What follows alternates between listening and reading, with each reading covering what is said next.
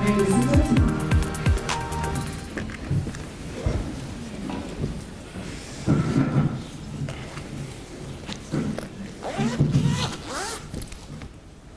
Without wasting much of your time, I will call upon the Governor to give us his presentation.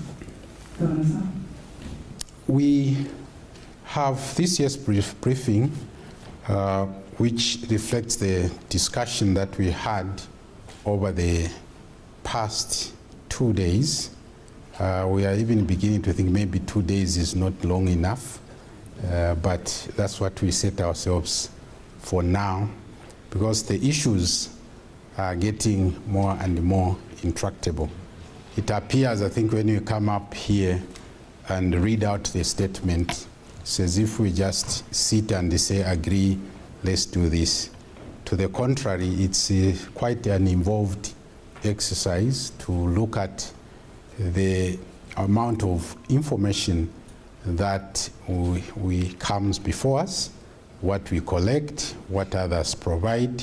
So we have to make sense of that and see where we are going over the next 8 quarters, because that's the horizon over which we look at inflation.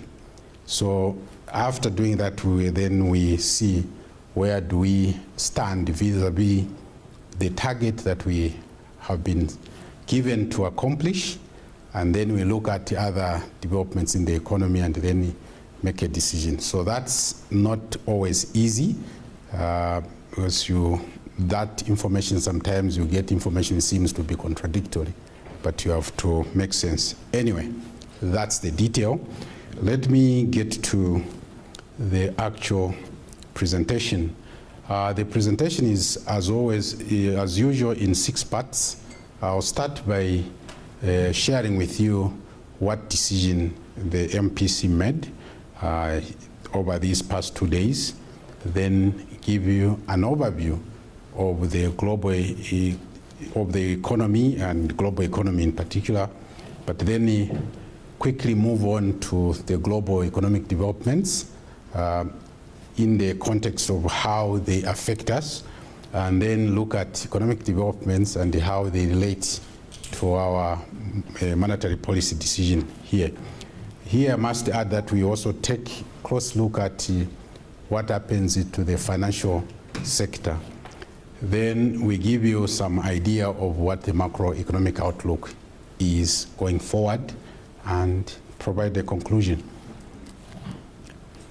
At our meeting over these 2 days of 18th to 19th February, Monetary Policy Committee decided to maintain the policy rate at 9.75%.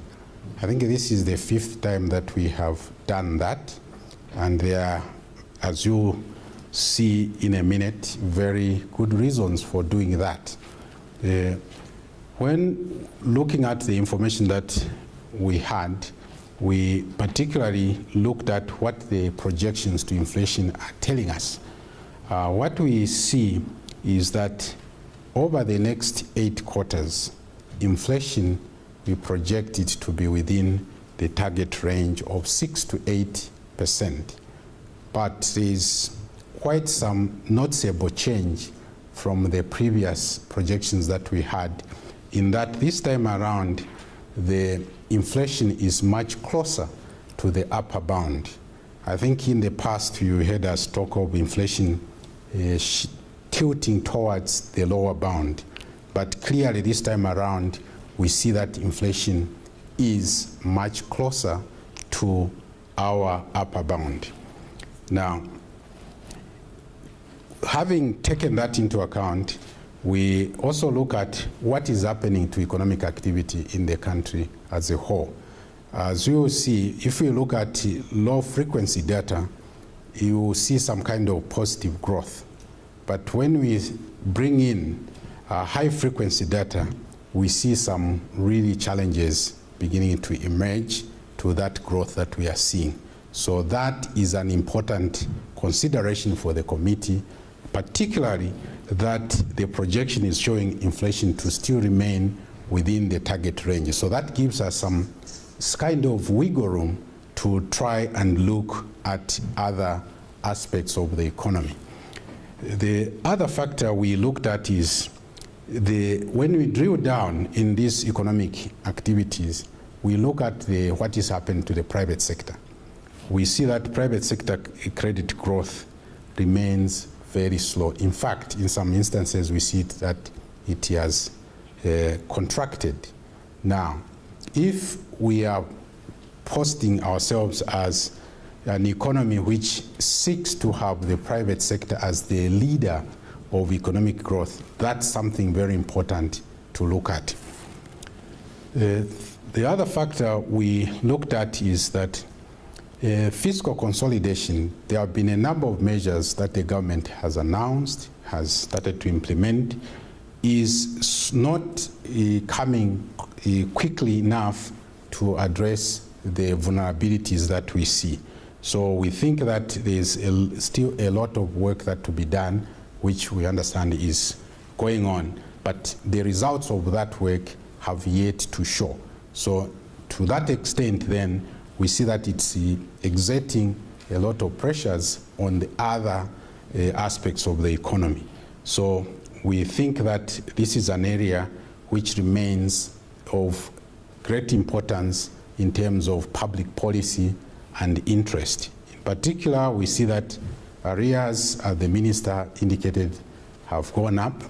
Public debt has also continued to go up. External debt service payments have risen quite significantly. This, as you'll see later, particularly the latter one, is really putting a lot of pressure on our reserve holdings, which I'll share with you as I get to that point. Finally, we see that the financial sector itself is not in a very strong position in terms of asset quality.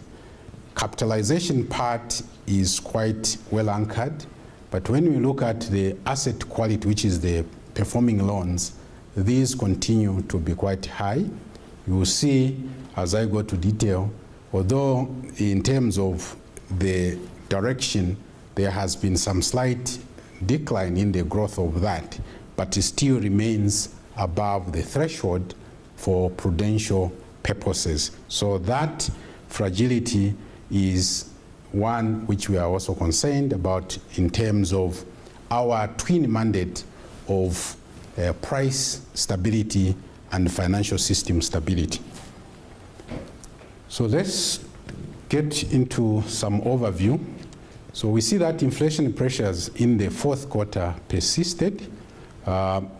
Inflation averaged 8% from 7.9% in the third quarter. But this outturn is comforting to us in the sense that our projection was actually showing a higher outturn of 8.7%. So coming out at 8% was a plus in terms of the developments in the economy. I think the developments in particularly in November and December helped to bring about this outturn. Now, what drove that increase in inflation or the level of inflation is the increase in fuel prices. You recall that there was an increase, administrative adjustment to prices of fuel along the way last year. These obviously had to work their way out in the economy. The kwacha also depreciated during the year, particularly in September last year. I think we discussed this in our November meeting. But that initial elevation in the exchange rate is working its way through the rest of the economy. Then there was also reduced supply of some selected food items, which kept inflation high. In January 2019, however, we see that inflation reduced to 7.9% from where it was in December. So this is the chart we try to show here.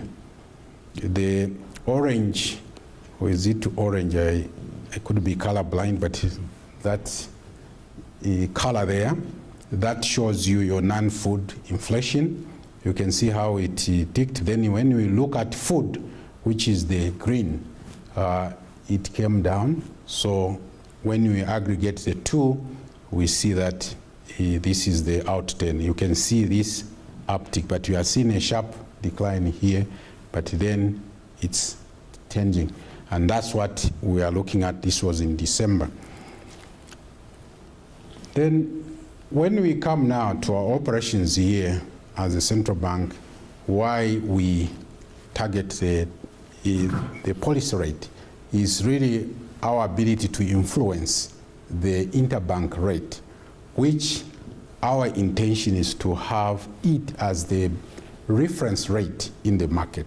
But as you see, there are a number of competing base kind of reference rates, in particular the government securities rate, which is rising. So that said, when we say we want to have the monetary policy stance of 9.75, the idea is to get the interbank rate as close to that as possible. And that's what happened. So what you see is that this red line here, for lack of a better word, description, that's the BOS policy rate. Then the green line is what the interbank rate is. Then what we are trying to do is to keep this green as close as possible. So what you see that it averaged 9.79%.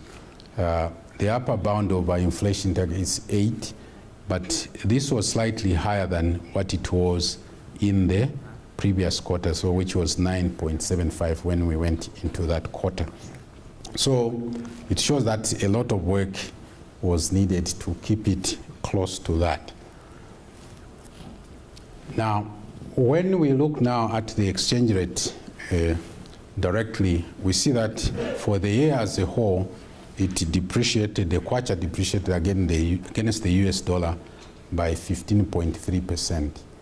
But as I indicated, much of this depreciation happened in September last year, but the exchange rate remained elevated. So what we are showing here, this line here, this is the kwacha US dollar. That's what we are looking at. But these are other rates. The green, that's the rand, and then you have the euro, and you have the British pounds. Not much activities happening now in the British pound, but maybe after Brexit, we don't know. But for now, it's not much activity happening. So much of the activity is going on in the dollar kwacha arena. Let's turn now to global economic developments. What we see is that growth in the global economy has also slowed down to 3.7% from 3.8 in 2017. Now, in 2019, there is even a projection that it will decline to 3.5%. 2020, it's projected to grow slightly better than 2019. Now, these 0.1 percentage points differences, they may appear small, but you have to take into account that the base you are measuring this against is a huge thing. So a 0.1 percentage movement in a big base is not a trivial movement. So when we say that there is this growth, said, oh, what's the big deal, 3.7, 3.8? No, it's because of the magnitude of that movement. That's what concerns people. So when we look into 2019, the end of the year, and the 2020, this is what we are seeing, which is not a better outturn than the previous year. So I'm sure those of you who cover economic stories, you will hear the concerns being expressed even by other countries. Now, what we see as the drivers for this in 2018, for instance, is that there was faster than an anticipated slowdown in advanced and emerging economies. Both of those entities recorded slower growth than was earlier anticipated. Then trade also slowed down. Now, this slowdown in global trade, usually you find that global trade tends to rise faster than growth. But this time around, we see that is not happening. Much of this is attributed to these trade wars that are going on. I think there are negotiations now underway between the US and China. So everybody is hoping that that will come up with a better outcome, because the threats to many economies, including our own, even though we are not playing at that level, we are the victims. It's like when two elephants fight, the grass suffers. So that's the story there. There are also some uncertainties surrounding the Brexit negotiations. I'm sure you have been following that story. So that also is creating some difficulties to investors. They don't know which way to go. So that is affecting the global economy as well. Now, if we look at the copper prices and other commodities, we see that copper prices, they held steady, but oil prices came down by close to 10% during last year. So let's take a closer look at each of the commodity item. If you look at copper, you look at copper, this is the first line here. Q3, it was $6,118 per metric ton. You can see the progress. It had peaked in Q1 at 6,957, came down slightly, and this was a sizable decline. Then a slight recovery in the fourth quarter. Then when you look at oil prices, you see they peaked in Q3 at $74 per barrel, and in Q4 they came down to $66.8 per barrel. In the case of wheat, this has been a growing story of wheat. So I was saying wheat at least has shown steady growth. From 2017, it has been growing throughout that. So it shows that, there is some issues of supply here. Then maize price has also increased, having come down to $157.90 per metric ton. Cotton is declining. Then sugar is one which remains constant. Now, we don't know the reasons there. Maybe people are becoming more health conscious. We don't know why sugar is not going up. Then finally, soya beans is a rising story, but it had been higher before, came down to 370, slight recovery in Q4. So all these are indicators for those who are trading in these commodities and growing these commodities, which areas to go. But for us, we look at them, how do they affect our economy in the final analysis. Turning to monetary policy operations, as I indicated, our focus always remains to manage inflation to the target that we are given to manage, which is 6 to 8% range. Now, this, as I indicated earlier, was achieved through keeping the policy rate within the corridor. Actually, we try to get it as close as possible to the midpoint of that target range. And now, during the quarter, I think I explained this already, during the quarter, market liquidity declined to 1.4 billion kwacha from 2.5 billion kwacha. The drivers for that were transfers to statutory reserves, currency withdrawals. During the festive season, we see that a lot of people withdraw money from their banks to meet their festival requirements, and then subsequently, I think, for school fees and the other requirements. The repayments over overnight lending loans. So let me give you a full picture of this in terms of the various elements. So you see, we opened the quarter at 2.5, which is this, but by the end of the quarter, this is what was on the current account balances, which you monitor, because every commercial bank has an account with us there, and that's the account which we use to intervene in the market. So that is affected by a number of factors. Government spending, see there is withdrawal, foreign exchange influences. When we buy foreign exchange, we inject some liquidity into the market. Current circulation, which I mentioned, during this period, people tend to withdraw money for other purposes. Statutory reserves, that's what I indicated, overnight lending facility as well. So this is the story. You'll get it later at your leisure. Now, when you look at the liquidity situation in the interbank market, what we see that is a story of growing liquidity. You see, it started in June, which is half-year mark. It was 42.5 billion, rose to 45.4, and finally in fourth quarter, 46. So this was building up the liquidity in the interbank market. And that's what we try to deal with in the open market operations.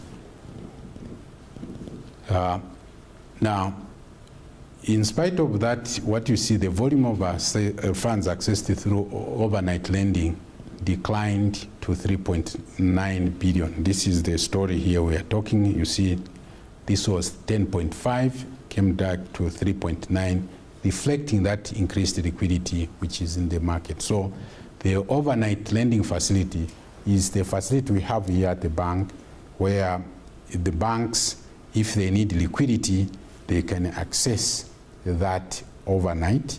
They also have access to their statutory reserves in the intraday activities. But at the end of the day, if they are not able to replenish those statutory reserves, then it becomes an overnight lending facility. But given the liquidity that I said, which was in the market, then they didn't need to resort to that overnight lending facility as much. Then, government securities market. We see some interesting developments here, in that if you look at the treasury bills, which is the first part of this table, you see that there is some increase in the subscription rate, 88% from 68%, and the amount of kwacha traded there increased from 4.5 to 4.9, although you can see that this is a decline from where it was before. Now, when we look at government bonds, on the other hand, you can see that it's really shrinking. So these subscription rates means that the ability of government to meet maturities also get affected. So, which exerts a lot of pressure on the government, because if they don't raise the money to meet the maturities, they have to get it somewhere else, which means that you have to resort to revenue, which could have gone somewhere else, then it goes to meet those maturities. So liquidity pressures mount for the government. So this then gets translated into higher lending yield rates on government paper. So we'll see later on what that means. So this is what we are trying to get here. If you look at the fourth quarter, these are the funds raised. The maturities are green. You can see if we go Q3, the maturities were even higher than the funds raised, which meant we had a deficit. So this deficit has to be financed by raising money from somewhere. So that's why you hear colleagues from the ministry saying we have no money to spend, because this now takes up that money. Fourth quarter, slight improvement in that there was a slight surplus, but not big enough to offset that deficit which was which you experienced in the previous quarter. So these are the pressures that have an interplay in the economy. Focusing on treasury bills, again, just some graphical presentation. This is the bonds, 39.8, the treasury bills, 18.6. So overall, you are talking of about 58 billion as outstanding government securities. But you see the story, how it is developing. So this is one of the things I think you have talked about, the minister has talked about, that we need to slow down so that there is no crowding out the private sector in the market. This now, when we look at who is holding what, so usually there's an interest in the non-resident portion of our holders of government paper. It's nice when they are coming out, but when they go out, sometimes they go out unpredictably, and that exerts pressure that you see in the exchange market, because dollars have to be sourced to pay those monies that they are withdrawing.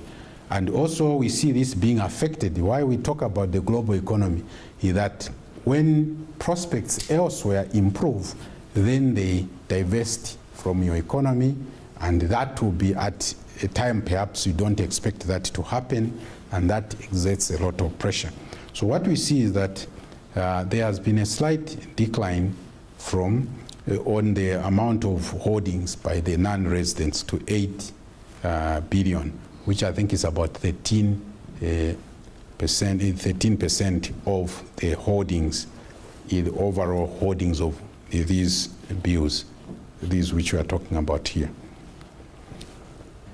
Now, you can see that the treasury bills is really nothing that they are holding here. 0.1 is virtually nothing. So it means that the overwhelming bulk of what they hold is in bonds. Now, because of that story I told you, the government not being able to raise much in these auctions, then it puts pressure on the yield rates. So what you see now, the yield rate, this is the orange one, that's the treasury bills, and the bond is the green one.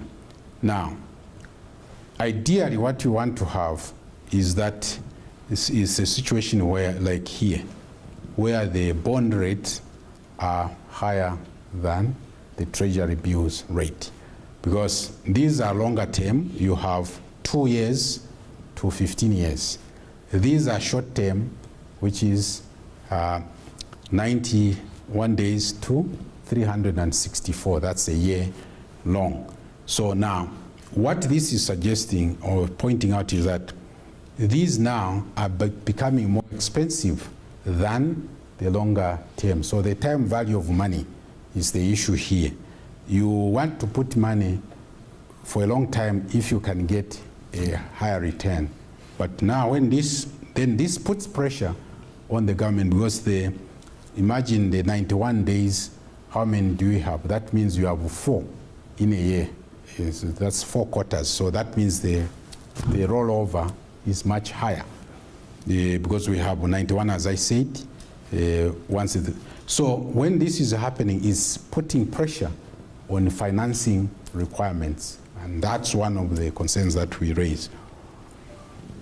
Now, remember why we went the way of the policy rate is to try and influence interest rates in the market. But you have this intervening situation where the yield rates on government securities are much higher than our policy rate. So that creates some arbitrage in terms of the players. Where do they want to place their money? Do you go into the bank, or you can go to government where you get that thing? So that also in terms of lending, instead of using the 975, for example, as the base rate, then you use the other one, which is high. So we see that interest rates have remained elevated. In fact, they aged up from 23% to 23.6%. Now, we try to do a slight analysis here to say, what if we removed the outliers, the highest and the lowest? Still, the story doesn't change much. You find that the lending rates rose to 21.8% from 21.2%. So that is one of the things we are talking about. How do we encourage private sector borrowing with this? So that remains a concern. Average savings rate for deposits of 180 days rose slightly, 9.1%, but you can see the difference. That is the spread you are talking about. It's okay, you put money, you get that. But this, I must quickly add that it masks the truth, the whole story, because they are what are called negotiated rates. For those who have some muscle, they can actually negotiate rates and they will get closer to those rates. So, but these are ones where you don't say anything, that's what they advertise, you go in, that's what you get, and that's where the bulk of the small players are, and that's why we get concerned about. So our upshot here is that high lending rates continue to constrain the private sector's access to credit. Now, that constraint we talked about, how does it play out itself? We see that credit growth was 1.3, which was down from 9.9% the previous quarter. So this is the contraction we are talking about. So we'll come to table 4 there. If we strip out the government side of things, you'll see actually that credit contracted by 0.9%. So it went up 1.3, but if you remove government, it's 0.3. This, when you compare to 14.3. So for us as a Monetary Policy Committee, this is a concern, and that's one of the reasons why we felt that the policy rate shouldn't be adjusted upwards. Even to government, you see, credit fell to 3.3 because liquidity conditions tightened. We almost by half.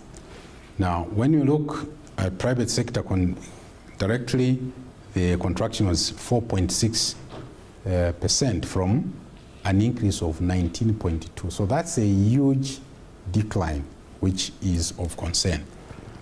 Now, this continuous slack growth remains a challenge to supporting strong private sector-led economic activity. So that's one of the things that we thought needed to be addressed. This is the more detail on that, line by line. We have credit to government, or when we include government, that's for that. When we remove government, that's that. Public enterprises, these semi-government institutions, government for its part. Then you look, private enterprises, it's actually declined.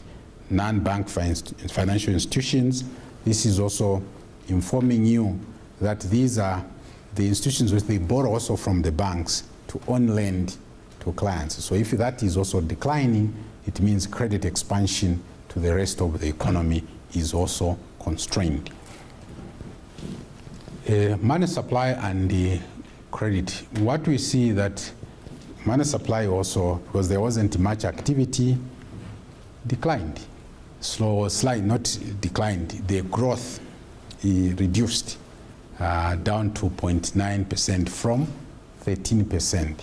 Now, this also informed by the slowdown in growth or the drawdown in international reserves. If you look on the asset side, that's what we see, that those debt services that we're talking about actually have an implication on the growth in money supply.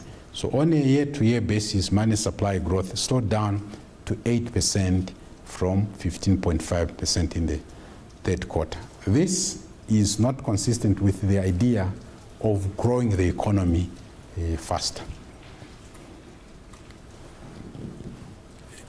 Foreign exchange market, as I indicated, the kwacha in nominal terms depreciated by 15.3%. I think I explained this already. So this time around, it even depreciated also against the, it depreciated against the South Africa, the pound and South Africa rand. In previous times, we've seen that the kwacha was strengthening against the South African rand, but the rand strengthens against the dollar, and that also created. Now,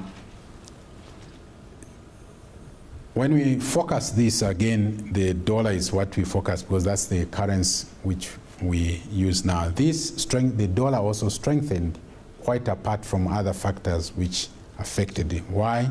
Because of the growth in the US economy, the raising of the federal rates fund, that also affected people's behavior in that they could move money across countries to take advantage of that. Now, who are the buyers and the suppliers of foreign exchange in the market? What, as an upshot, is that net supply of foreign exchange in the market during the quarter declined to 92 million from 304 million.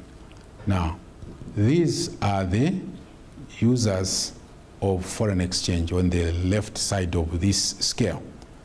On the right hand, these are the suppliers. You can see that the supply is really concentrated in mining and foreign financials. These are the banks, hedge funds, and so on. And the people who want to get our securities, who put money into these institutions. So you can see the story we are trying to push is that we must have as many sources as well, rather than concentrating on just these few. You can see this blue is 2018, the orange is 2018 quarter 4, this is quarter 3. You can see that that was less, although for foreign financials it was higher. Other businesses, these are small players. But public administration, this is debt service, continue to dominate. You see also wholesale and retail, these cross-border traders and all that. That's where they show. Manufacturing, import of raw materials for the thing. Construction also tried to bring in money here. Some of these projects brought in some money. So the story of diversification can be told here. Real sector activity. What we see that preliminary estimates indicate over the 3 quarters of 2019, real GDP growth averaged 3.9%, slightly higher than the 3.6% that was recorded during the same period the previous year. Now, these are important. That's the direction is very important, but the level still remains a concern because we need to be growing at a much higher rate if we have to make sustainable and decisive dent in the issues of poverty that we are talking about. Now, as I indicated, when you look at low frequency economic indicators, they suggest that year on year there was some growth. But when we compare this to high frequency indicators, we see some fragility in the real sector. When we look at some of the items which we look at, let's say copper remained almost unchanged, fourth quarter of 220,039.3 metric tons. It was 220,130 metric tons the previous quarter. When we look year on year, there was a slight growth of 4%, 4.4%. Cement production declined in the quarter that we are. This also has seasonality because in the fourth quarter, this is the rain season, so construction also slows down, and actually some of the industrial players, they go on an industrial break, so that is not surprising, but the magnitude of change can also be what we look at. This is electricity generation. You see decline. If you look at what was produced, the line, this line is year on year. This is, the bulk of this is generation is going up, but slightly came down. So we hope that this will recover and that will help support industrial activity. So this is the more general picture.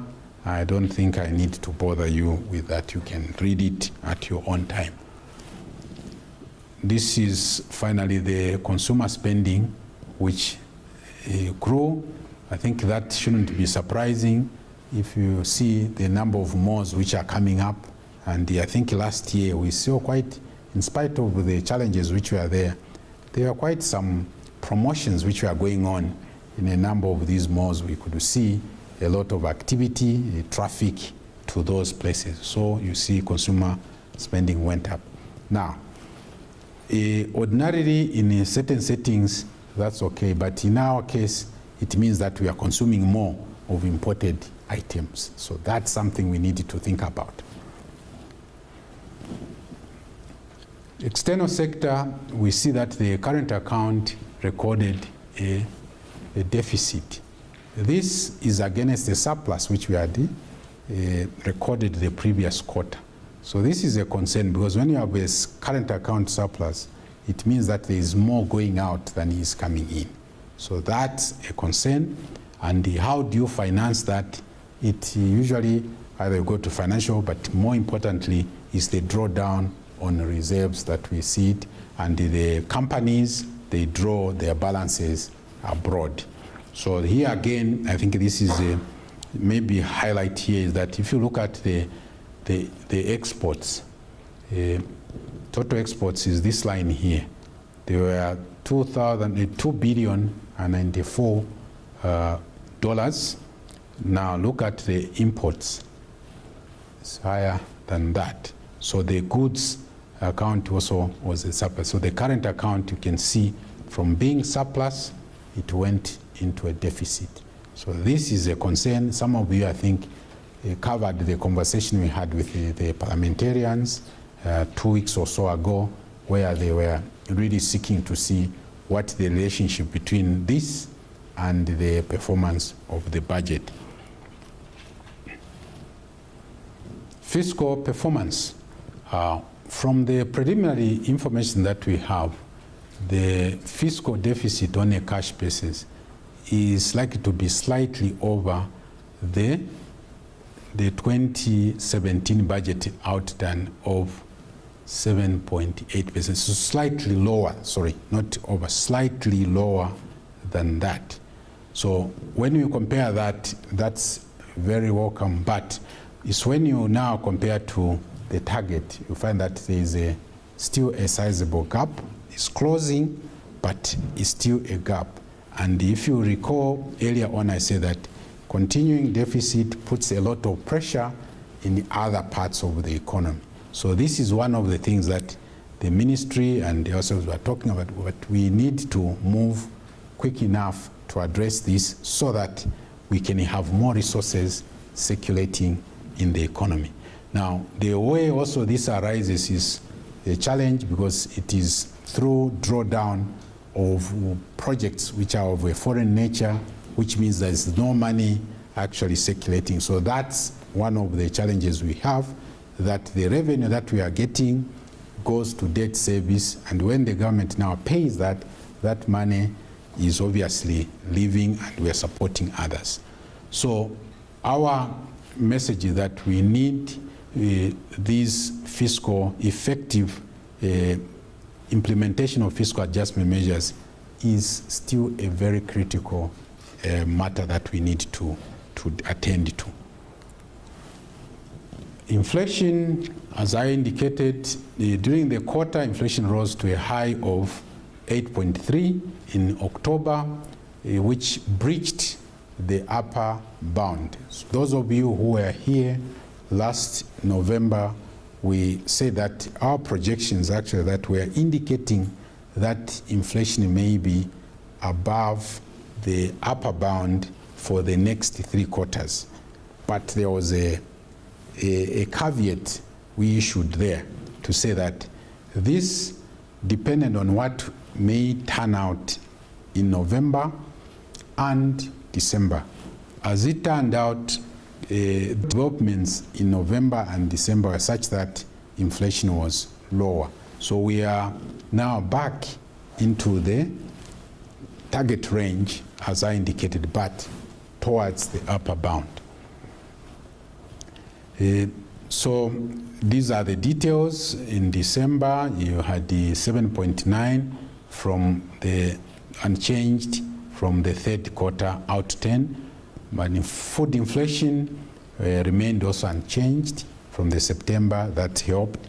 Food inflation remained elevated on account of reduced supply of selected food items, particularly maize, grain, and meat products. This has some seasonality to it, because during that period, deliveries become an issue and certain commodities are not available, particularly maize becomes a problem. Non-food inflation at December also remained unchanged, so that's what brought down the overall inflation down. Month on month, inflation rose to 0.8% December from 0.2% in September. So that monthly change is one we also watch. If it is really accelerating, it's a cause for concern. Where will it land in the next period? So then we start trying to do some things here. But overall, both monthly food and ad increased to 0.8 and 0.7 from 0.01, 0.3 September, respectively. As I indicated there, now coming into 2019, we already have one data point here. Inflation remained unchanged at 7.9%. This was despite some marginal increases in both food and non-food inflation. They didn't have an impact on the overall out 10. This again is the graphical presentation. This is year on year. You can see this is smoothened. When you look year on year, you don't see those sharp movements, but the story is very clear. You can see that food inflation is really moving up.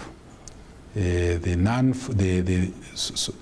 non-food was going up, came down, but now also is rising.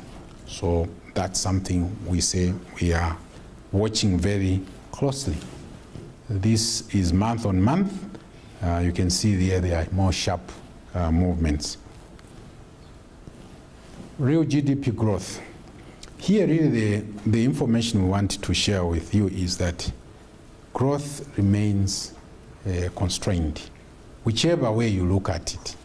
You see, we once were growing at that level, came down, but you can see from 2012 we are just going down. Came up, tried to do initial projection was that, then revised projection brings it down. So there's an issue here, because when we look deep into this, look at the trend, is worrying, because we need to be somewhere there, but we are going that way. So that's something we all need to pay attention to, because we need to grow much more strongly to alleviate some of the challenges that we are experiencing.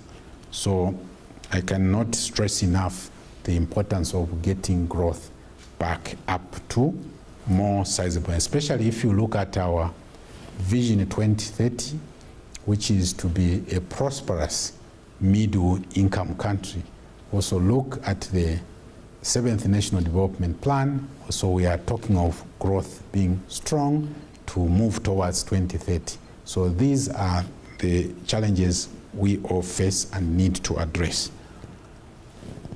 Inflation, I think now we say here, or I can say that there are the upside risks, that is the pressures that could make inflation go beyond what we had projected, include the following: higher than programmed budget deficits. Budget deficit per se is not a problem. It's when it is unplanned. When you don't plan, because then it pushes you in areas where you don't want to go. So that's really the issue. It's not that you shouldn't have deficits, but it should be within your planned range. Rising external services, it's taking away the reserves that we have to be able to. So if you put these two together, you find particularly this one, the debt service, takes a lot. If you look, even, I'm sure you have attended Minister of Finance presentations, they also tell you the same story, that this is taking a lot of resources, both in terms of revenue and in terms of foreign exchange. So that's something that needs to be addressed. The deterioration in the current account balance, I showed you that the current account is deteriorating. That has implications on our domestic economy. The decline in international reserves, which is driven by this principally, is a concern. So all these are upside risks that if they materialize, especially in a fundamental way, then it means that inflation may go above that threshold of 8% that we are talking.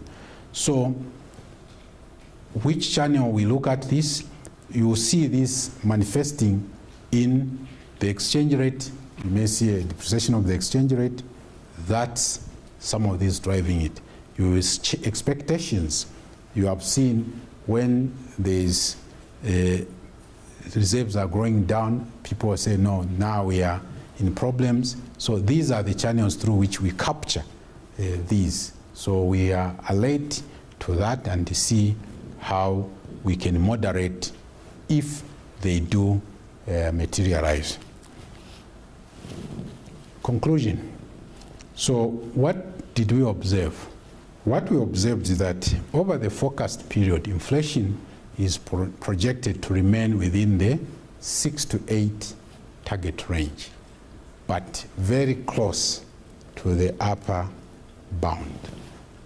Two, we see that there are heightened upside risks, which we judge to be dominating on the inflation outlook. Now, those, I think, just to reiterate, slower than anticipated fiscal consolidation, not happening at a quick rate, slow pace. We need to move faster. Increased external debt services, elevated domestic arrears, and lower than anticipated copper prices due to a slowdown in global growth momentum, in particular the China growth, because they are the major demander of our copper. Now, we often say here that yes, it's nice to see copper exports go up, but it means that we are really lying in a dependent position. We are really not controlling our situation. If this is the only source, as you saw, of foreign exchange is this, then we really need to think twice about as a people, is that what we want to be our destiny? I don't think so. We have other avenues that we can explore and make our welfare much better. Further, our decision was influenced by continuing low growth, substitute credit to the growth to the private sector, and the continuing fragilities in the financial sector. Overall, the committee concluded that by maintaining the policy rate at 9.75%, monetary policy remains supportive of financial sector stability and economic growth. We really would like to see banks playing their intermediation role of bringing together savers and borrowers. However, to support sustainable macroeconomic stability and achieve higher growth, prompt and effective implementation of fiscal adjustment measures remains critical. Now, for our part, should the upside risks to inflation materialize and push inflation above the target range, the committee stands ready to adjust the policy rate upward. So I thank you and God bless.